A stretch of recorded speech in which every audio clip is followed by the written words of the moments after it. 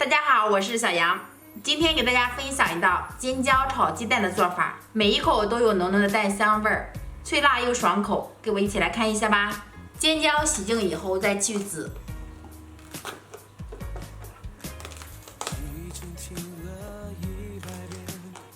片开之后再切成细丝。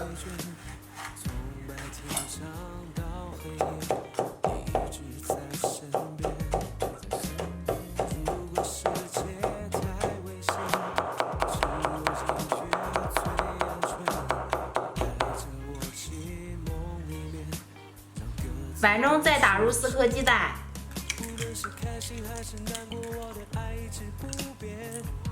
在里面加点食用盐，增加底味儿，再滴入几滴白醋去腥，搅拌均匀。锅中倒点食用油，油热放入姜丝，炒香下入尖椒。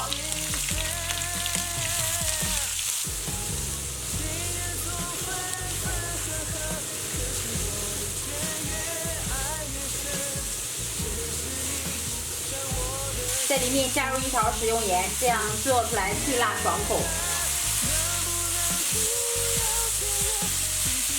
这个时候我们再把搅散的鸡蛋液倒入里面，改为小火，让鸡蛋慢慢的凝固。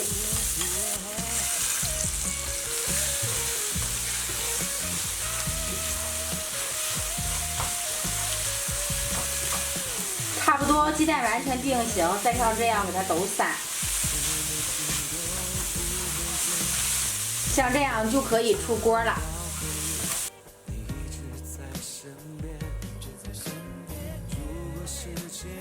好啦，今天我们这道非常美味的辣椒炒鸡蛋就这样做好啦。鸡蛋和辣椒这样做，每吃1口都有浓浓的蛋香味儿，非常的好吃，营养特别丰富。喜欢就赶紧动手尝试一下吧。我是小杨，感谢朋友们的观看，我们下期再见。